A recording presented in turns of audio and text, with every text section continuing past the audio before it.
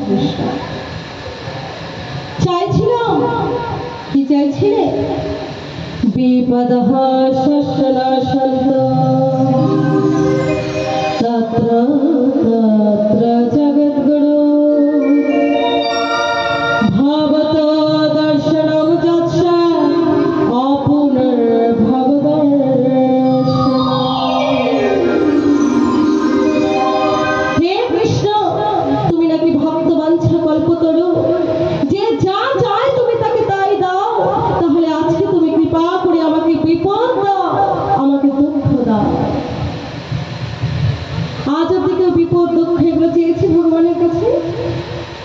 আমরা তো গিয়ে বলি হে ভগবান আমাকে বিপদ থেকে রক্ষা করো সংসার অশান্তি তার থেকে মুক্ত করো রোগ শোক ভালো করে দাও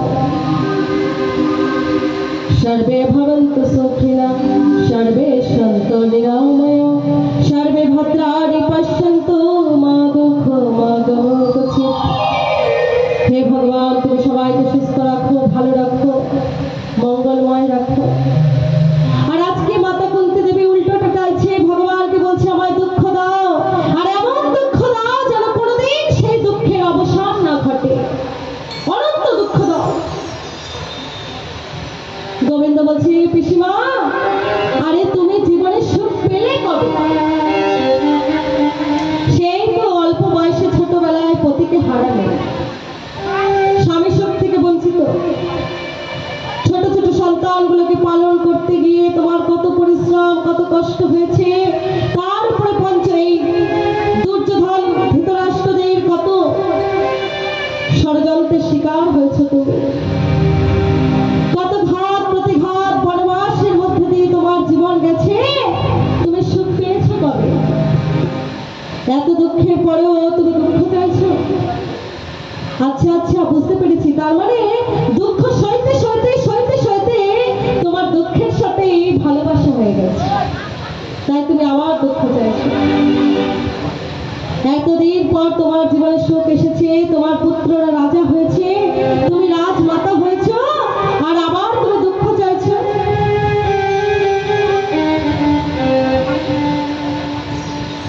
কুন্তি দেবী বলছে না কৃষ্ণ আমি কেন দুঃখ চাইছি জানো কারণ যতদিন আমার জীবনে সংকট ছিল যতদিন আমার জীবনে কষ্ট ছিল সদা সর্বদা তুমি আমাদের সঙ্গে ছিলে আর আজ যখন পরিবেশ অনুকূল সব চতুর্দিকে মঙ্গলময় চতুর্দিকে সব ভালো আর তুমি দেখো বিদায় নিয়ে দ্বারকায় চলে যাচ্ছে তুমি যদি না থাকো কৃষ্ণ তাহলে এরকম সুখের কোনো প্রয়োজন নেই তার থেকে দুঃখ দাও তবু তো দুঃখে পড়লে অন্তত তোমায় ডাকতে পারবে জীবনে যতক্ষণ আনন্দ থাকে সুখ থাকে সবার আগে জীব ভগবানকে ভুলে যায় আর যখন দুঃখে পড়ে যখন জীবনে কষ্ট আসে তখন ভগবানকে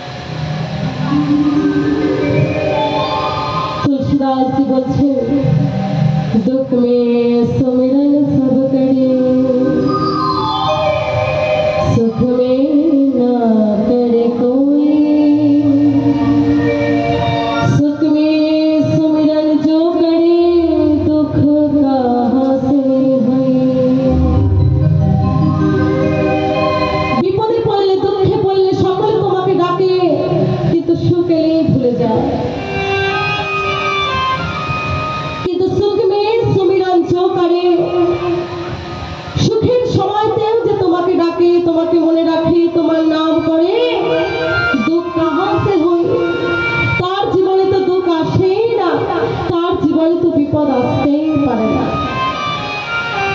কিন্তু জীব তো সুখের সময় তাকে ভুলে যায়। তাই মা কুন্তি দেবী আজকে ভগবানের কাছে দুঃখ প্রার্থনা করছে যে আমাকে দুঃখ দাও। আমি কষ্টের দিনে ভালো ছিলাম, অন্তত তুমি আমার সঙ্গে ছিলে কৃষ্ণ। আর আজকে এই সুখের দিনে তুমি বিদায় নিয়ে চলে যাচ্ছ, এমন সুখের আমার প্রয়োজন নেই। আমি চাই না রাত সুখ ভোগ করতে, তুমি থাকো আমাদের সাথে। তো ভগবান সচ্চিদানন্দময় তিনি কি কাউকে দুঃখ দিতে পারেন? এমন কুন্তি দেবীর দিকে তাকিয়ে হাসলেন যে কুন্তি দেবী ভুলেই গেলেন কি চাইছিলেন। বলেন, যাও পিসিমা, গিয়ে সুন্দরভাবে তুমি রন্ধন করো, আজকে তোমার হাতে প্রসাদ পাবো। যাবো দ্বারকা। দ্বারকা যাত্রা স্থগিত করলেন। পরের দিন সকালবেলায় ঘুম থেকে উঠে তৈরি হচ্ছেন। ধ্যানস্থ অবস্থায় বসে আছেন ভগবান। এমন সময় যুধিষ্ঠির এসেছেন ভগবানকে প্রণাম করতে, দেখছে ভগবান ধ্যান করছেন। তো জিজ্ঞাসা করলেন যে প্রভু, ভক্তগণ তোমার ধ্যান করে জানি, কিন্তু তুমি আবার কার ধ্যান করো? তোমার আবার কোন ইষ্টদেব আছে নাকি? তুমি কার ধ্যান করছো? গোবিন্দ বললেন, আমিও ধ্যান করি, আমি আমার ভক্তের কথা চিন্তা করি, আমি আমার ভক্তের ধ্যান করি। তো আজকে কোন ভক্তের কথা চিন্তা করছো প্রভু? বলে ভীষ্মদেব, যে কিনা কুরুক্ষেত্রে রণাঙ্গনে তীরবিদ্ধ অবস্থায় সরসজ্জায় শায়িত হয়ে রয়েছে, আমাকে দর্শন করবার জন্য প্রাণ ধারণ করে আছেন, তার কাছে আজকে যাব। চলো সকলে। রথ তৈরি করে নিয়ে পঞ্চপাণ্ডবকে সঙ্গে করে নিয়ে ভগবান চললেন কুরুক্ষেত্রের ময়দানে, যেখানে ভীষ্মদেব শায়িত হয়ে রয়েছে। গিয়ে অর্জুন যখন প্রণাম করলেন, ভীষ্মদেব প্রথমেই জিজ্ঞাসা করলেন, অর্জুন, তোমার সে ছলিয়া বন্ধু আসেনি? এখনো কি তার আমার কথা মনে পড়েনি? আমি যে এত কষ্ট করে তার জন্য অপেক্ষা করছি, তার কি এখনো আমার কথা মনে পড়ছে না? হে গিরিধারী,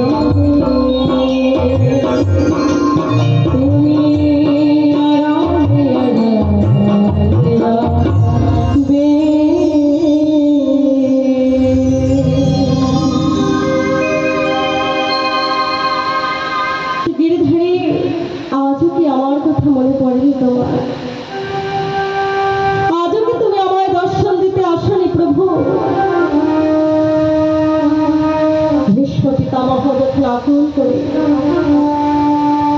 ভগবানের দর্শনের লালসায় ক্রন্দন করছেন। অর্জুন বললেন, পিতামহ, গোবিন্দ এসেছে। বলে, কোথায় সে ছলিয়া, কোথায় লুকিয়ে আছে এখনো? তাকে কৃপা করে বলো আমার সামনে এসে দাঁড়াতে। কারণ পিতামহ তো ভীষ্ম সরসজ্জায় শায়িত আছে, উঠে বসতে পারছে না। তাই বলছেন তাকে বলো আমার সামনে এসে দাঁড়াতে, আমি তার মুখমণ্ডল দর্শন করতে চাই। গোবিন্দ যখন সামনে এসে দাঁড়ালেন, পিতামহ দুটো হাত জড়ো করে বলছেন, প্রভু সদেব দেব ভগবান প্রতীক্ষতা কলেবরম যাবদিদম হীনমধ্যম প্রসন্নঃ শারণলোচনন্নশো মুখাম ভজোধরো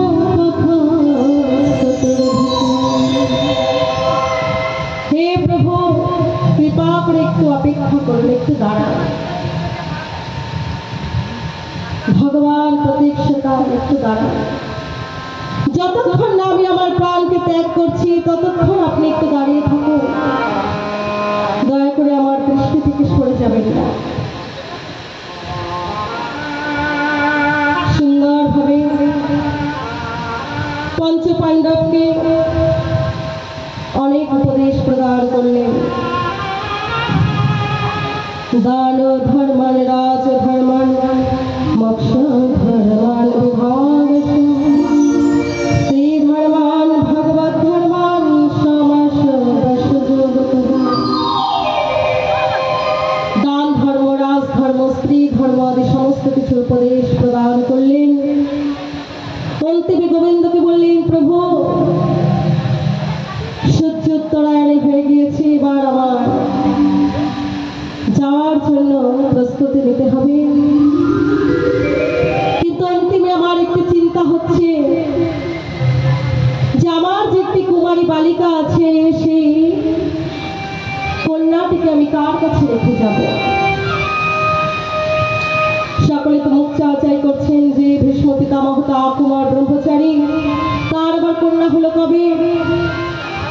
বলছেন, না না, এই কন্যা হচ্ছে আমার মন। একে সমর্পণ করার মতো পাত্র আমি আজ অব্দি পাইনি। কারণ আমার এই কন্যার অনেকগুলি বিশেষ গুণ আছে। কি গুণ? বলে, হচ্ছে নিষ্পৃহ, কোনো কিছুর তৃষ্ণা নেই এর মধ্যে। লোকেষ্ণা, কুতৃষ্ণা, অর্থেষ্ণা, পুত্রেষ্ণা, টাকা পয়সার আশা, ধন দৌলতের আশা, মন জাতের আশা, কোনটাই আমার মনের মধ্যে নাই। অনেক পূজা অর্চনের দ্বারাই আমি আমার মনকে বিশুদ্ধ করে রেখেছি, কেবল তোমার চরণে অর্পণ করবো বলে। তাই হে প্রভু, তুমি কৃপা করে আমার এই মতিকে তুমি তোমার শ্রীমতী বানিয়ে দাও, তোমার চরণে ঠাঁই দাও।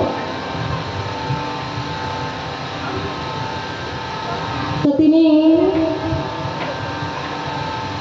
একাদশী, মাঘ মাসের শুক্লাপক্ষের একাদশী তিথিতে একাদশ কৃষ্ণকে পুষ্পিতাগ্র ছন্দে ভগবানের স্তুতি করলেন। ভীষ্মদেব স্তুতি করছেন, ইতিমধ্যে রূপকল্পিতা প্রীতিষ্ণা ভগবতী সতত পুঙ্গবে বিভূনি ষষ্ঠম পদতে গচ্ছেতি ভূতো প্রকৃতিমুপয়সি তদ্ভো প্রভাহ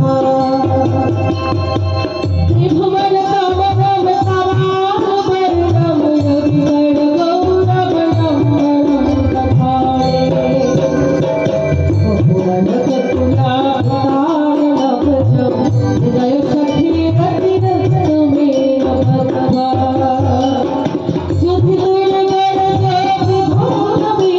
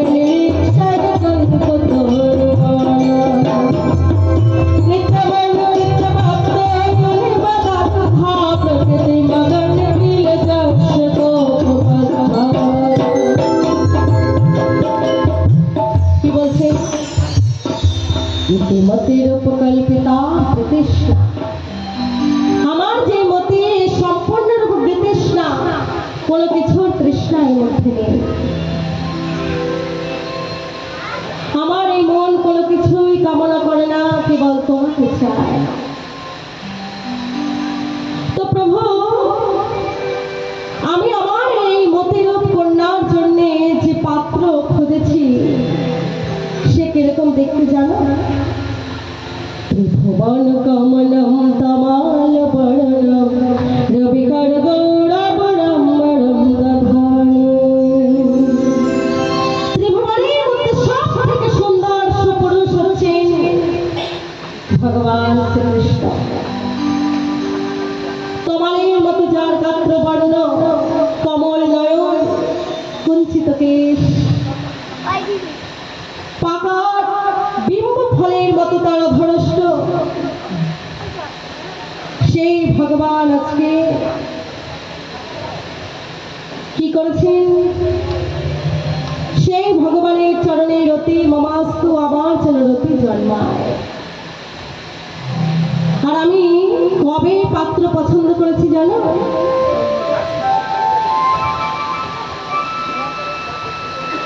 সেই দিনকে, যেদিন কুরুক্ষেত্রের যুদ্ধে অর্জুন উপদেশ করছেন সেনের উভয়ের মধ্যে রথে স্থাপয় মেচ্যুত, হে অচ্যুত কৃপা করে উভয় সেনার মাঝখানে আমার রথটিকে স্থাপন করো। কথা মতো তুমি তাই করেছ। ভগবান কত কৃপাময় দেখুন, তিনি তার ভক্তকে বসিয়েছেন মালিকের আসনে আর নিজে হয়েছে চালক, ড্রাইভার।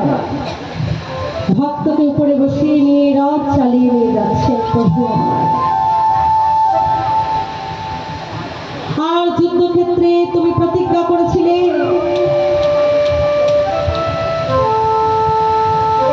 যে আমি যুদ্ধে অস্ত্র ধারণ করব না, যদি অস্ত্র ধারণ করি আমি এক বাপের বেটা নই। আর আমিও প্রতিজ্ঞা করেছিলাম প্রভু তোমাকে আমি অস্ত্র ধারণ করাবই।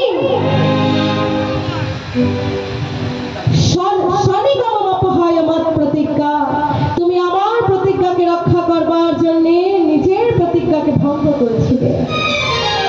আমি জানি ওটা কেবল তুমি আমার প্রতি আমাকে বড় করবার জন্য এটা করেছিলে। অর্জুনের রথের চাকা যখন মাটিতে পুঁতে গেল, ভগবান শ্রীকৃষ্ণ নিজে রথের চাকা তুলে নিয়ে ছুটে গিয়েছিল। তাই কি বলছে, শারীগম অপহায় মত প্রতিজ্ঞা, নিজের প্রতিজ্ঞাকে তুচ্ছ করে দিয়ে তুমি আমার প্রতিজ্ঞাকে রক্ষা করেছিলে প্রভু। সেই দিন থেকে আমার ইচ্ছা যে আমি আমার এই মনকে তুমি তোমার চরণে অর্পণ করে দেব। অর্জুন যখন যুদ্ধক্ষেত্রে সমস্ত স্বজনদেরকে দেখে, আত্মীয়দেরকে দেখে স্বজনবদাৎ বিমুখস্য দোষ বুদ্ধা,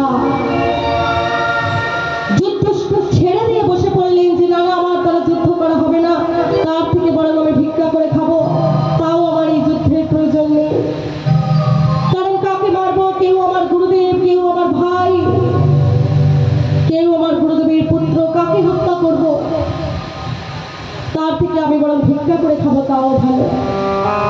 কিন্তু ভগবান তাকে সৎ উপদেশ প্রদান করে যুদ্ধ করবার জন্য তৈরি করেছিলেন। অন্তিমে ভীষ্ম পিতামহ রাসে নিজের মনকে স্থাপন করলেন। ললিত গতি বিলাস বলগুহাস প্রণয় নিরীক্ষণ কল্পতর মালা কৃতমন কৃতবতয়ন মদন্ধা প্রকৃতি মগন কিল যশ গোপবদ্ধা। অন্তিমে রাসলীলায় নিজের মনকে সংযত করে ভগবানের মুখমণ্ডল দর্শন করতে করতে সহস্র বদন নিয়ে আনন্দের সহিত প্রাণ ত্যাগ করলেন। আকাশ মার্গ থেকে পুষ্পবৃষ্টি হতে আরম্ভ করলো, সকলে জয়ধ্বনি করলেন, উলুধ্বনি করলেন, বরং ভীষ্ম পিতামহ কি, বরং ভীষ্ম পিতামহ কি জয়, নন্দনন্দন ভগবান কি জয়। মৃত্যু তো আমাদের সকলের জন্য সত্য কথা, সকলের জীবনেই আসবে। জন্মিলে মরিতে হবে, অমরকে কথা কবে। তো যাদের আমাদের জন্ম হয়েছে তাদের মৃত্যু নিশ্চিত, হয়ে রয়েছে যে একদিন না একদিন সকলেই আমরা মারা যাব, কিন্তু মৃত্যুটা কি এইরকম হবে? গোবিন্দের মুখমণ্ডল দর্শন করতে করতে, কৃষ্ণ কথা বলতে বলতে, কৃষ্ণ নাম করতে করতে কি প্রাণটা আমার যাবে? কিভাবে কোথায় প্রাণ বেরিয়ে যাবে কারো জানা নেই বাবা। তাই তো ভক্ত প্রার্থনা করছে গোবিন্দের কাছে যে প্রভু, কি অবস্থায় আমার প্রাণবায়ু বেরোবে আমি তো জানি না, তখন কি হসপিটালে থাকবো না কোমায় থাকবো না অ্যাক্সিডেন্টে প্রাণ যাবে, কিভাবে যাবে তো জানি না, কিন্তু যেভাবেই এই প্রাণটা যা ইतना तो करना स्वामी, जब प्राण तन से निकले,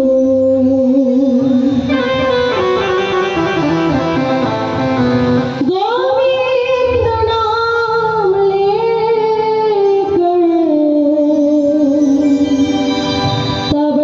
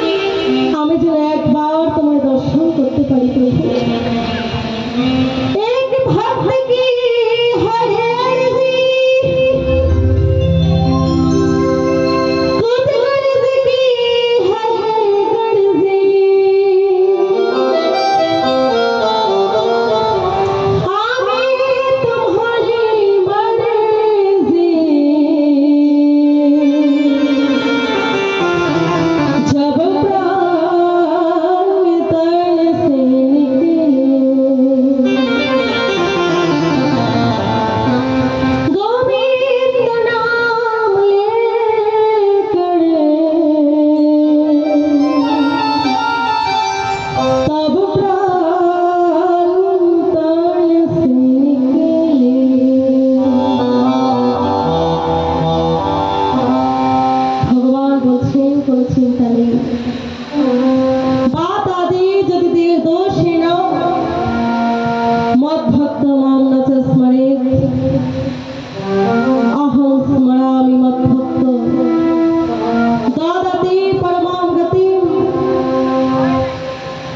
যে ভক্ত সারা জীবন আমাকে ডেকে গেল, আমার ভজন করে গেল, অন্তিমকালে রোগগ্রস্ত হয়ে, ব্যাধিগ্রস্ত হয়ে, দুর্দশাগ্রস্ত হয়ে সে যদি আমাকে ডাকতে নাও পারে, চিন্তা নেই।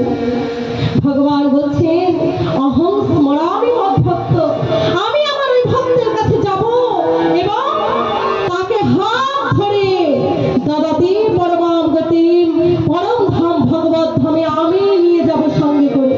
নিতাই গৌর প্রেমানন্দে হরি বল। তার জন্য বাবা অল্পকাল থেকে হরি ভজনটা করতে হবে। অন্তকালে হেরি বা না হেরি, অন্তকালে পারি বা না পারি, এখন তো পারছি, এখন তো গোবিন্দ ক্ষমতা দিয়েছেন, সেই সময় গোবিন্দকে ডেকে নিন বাবা। ধ্রুব মহারাজ বারবার করে বললেন কৌমারম আচরিত প্রাজ্ঞ ধর্মানো ভগবতার নিহ দুর্লভং মনুষ্যং জন্ম তদপ্রধ্রুবমর্থদম। কুমার বেলা থেকে ধর্মের আচরণ শুরু করুন।